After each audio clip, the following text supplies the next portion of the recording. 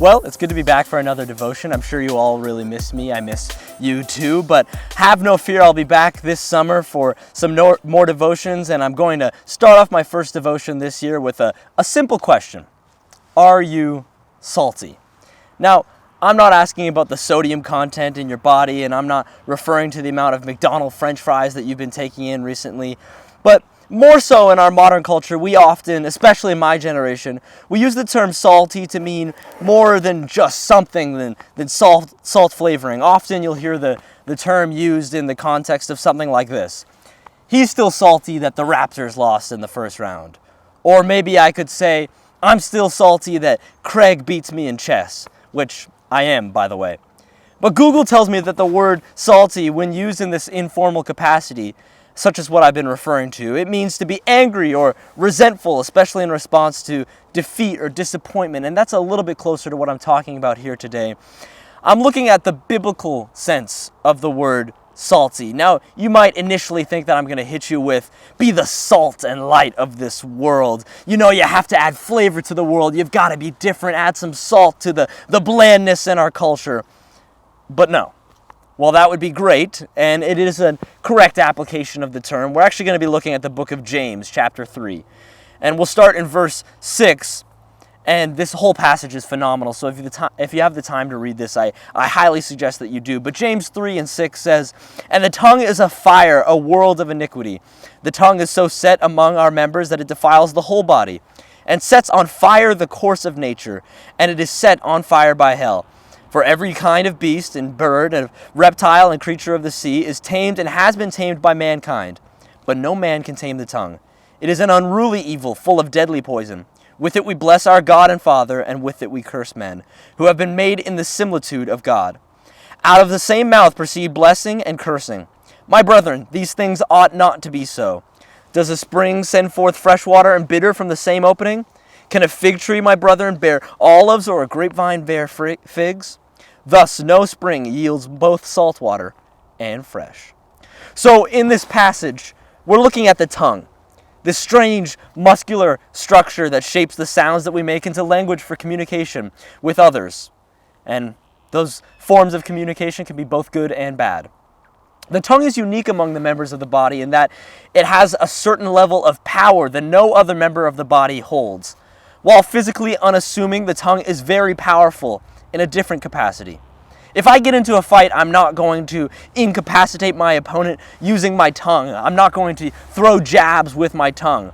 And yet, despite its lack of capacity for physical damage, the tongue is very powerful as a weapon. Your words can stop someone in their tracks, command people, shake someone's word, be a blessing, a curse, and your words can do incredible damage. This passage tells us that the tongue has the ability to set on fire the course of nature, and that every beast, every animal known to man has the ability to be tamed, but the tongue is unruly and cannot be controlled. I think all of us have let words slip that were regrettable. We've made passing comments that were inappropriate. We've spoken words of hate or anger that we wish that we had never spoken. We may have control over many of our physical capacities, but that tongue is so difficult to have authority over. And then James addresses a major issue that we have with the tongue. With it we bless God, and with it we curse men, who are made in the image of God. He likens it to a spring, which should not send forth fresh and bitter water from the same opening. It really makes you think when James talks about blessing God and cursing men. How many times have we found ourselves in a Sunday service worshiping God, singing songs unto God, or a time of prayer where we get in touch with Him, and then the next thing you know, we're angry with a family member. As Christians, we often have no problem giving praise to God, but we struggle with the aspect of respecting His image, which we find surrounding us every day in the form of our fellow humanity. We need to be so careful that we don't go from one moment giving praise to God and the next moment tearing down our fellow creation. I'll compare it to that phrase often used after someone has said something inappropriate. You kiss your mother with that mouth? And instead I'm going to ask you today, you praise God with that mouth? That mouth that you've been using to spew hate at that person who gets on your nerves? The mouth that you've been using to gossip? The mouth you've been using to lie, to curse? You expect to be able to use that mouth? that tongue to praise God this Sunday? Examine what's proceeding from your mouth. Take a look at your life today and determine if your behavior within the four walls of the church is different than your behavior outside of them.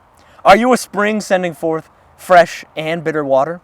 Are you spewing bitterness and hate 6 days a week and then love just on Sunday? It's always a worrisome thing when someone is surprised to hear that you're a Christian. I want to be someone where people just assume there's something different about me, assume that there's a different relationship going on there with my Creator. I want to be a spring that people know is going to only spew one type of water, the living water that Christ has filled me with. In John 7:38, Jesus tells us that they that believe in Him will have rivers of living water flowing out of them. And that's what I want to be giving to others, not dirty, bitter, salty water. One thing that stuck out to me when considering the parallel between springs sending forth water and our mouth sending forth words is that both of these things need to come from a source. The water is going to be salty if the spring proceeds from a salty reservoir, and it will be fresh if it proceeds from a fresh reservoir.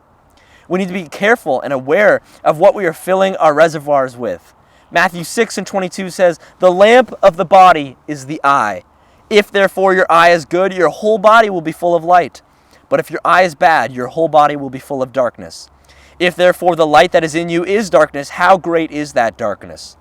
Here Jesus warns us about one of the ways that we can corrupt the reservoir and the spring that flows out of our mouth and what it draws from. We have to be so careful about what we watch, so careful about what we see. Our time on social media, the shows that we watch, the books that we read, all of these things contribute to the content of our character. And what results from a corrupted inner man is someone who sends forth springs of bitter water. If all that you consume visually is profanity and violence and sin, then guess what's going to proceed out of your mouth? Profanity, violent words, sinful thoughts. It's the exact same thing. You can't expect the springs heading out of your mouth to be living water if you are polluting the reservoir of your life. If you are allowing darkness to enter your life through your eyes, you are not going to send forth light. Not only do you have to be careful about what you watch, but you have to be careful about what you listen to. Remember that the devil was formerly the angel of music, and his name was Lucifer before he was booted out of heaven. I believe that the devil is more than comfortable using the same tools he had in the role of worship to prey on us today. And let me tell you that music does shape you. It does have a major effect on your thought processes and your mood. People listen to music to uplift themselves. They listen to angry music when they're angry. They listen to sad music when they're feeling down. And it really does contribute to their behavior and contributes to the progression of their mood. If we listen to music that uplifts God, however, our lives too will reflect this, and our words will be those of worship. To ensure that you are not sending forth fresh and bitter water from the same spring, examine the reservoirs in your life. Your intake is going to determine your output.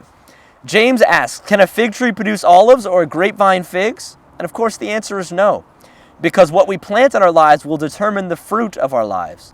Matthew 7:15 says this, "Beware of false prophets who come to you in sheep's clothing, but inwardly they are ravenous wolves. You will know them by their fruits. Do men gather grapes from thorn bushes or figs from thistles? Even so, every good tree bears good fruit, but a bad tree bears bad fruit. A good tree cannot bear bad fruit, nor can a bad tree bear good fruit. Every tree that does not bear good fruit is cut down and thrown into the fire. Therefore, by their fruits you will know them." Someone can externally try to appear that they are serving God, but just listen to them talk for a bit. Watch their behavior. You're going to be able to tell what they're consuming, what fills their reservoir just by the way that they conduct themselves. You'll be able to tell if they are salty, contaminated with the salt of the world, or if they are full of the fresh living water that Jesus promised. There's a common phrase, kind of a bizarre one, but I feel it applies here. You are what you eat. Your behavior in daily life is indicative of your spiritual diet. For those of you who are watching this devotion this morning, examine your life today. What shows are you watching? What album is on repeat? What books have you been reading? What movies are you watching? What games are you playing? Who's your favorite artist to listen to right now? And how much of that is contributing to your walk with God? I'm not saying that everything that you consume has to be directly related to God, But we have to be very aware of how our behavior is being affected by what we are consuming. If you or those around you are noticing a difference in what you're comfortable saying, laughing at, or actions that you are now comfortable with, it might be time to look at what you're taking in. If you're going from expressing worship to anger and profanity in short periods of time, take a look at what's coming into your life. Why are you sending forth fresh water and salty water? It shouldn't work like that. It's not natural. It's time to pick what you want to express to others. And to make that choice, you have to be conscious about the diet that you're going to follow. Let's be people who send forth rivers of living water. Let's be trees that bear good fruit. Let's be a spring full of fresh water. Let's not be salty today. Thank you for joining me for devotion today, and I hope you have a wonderful day.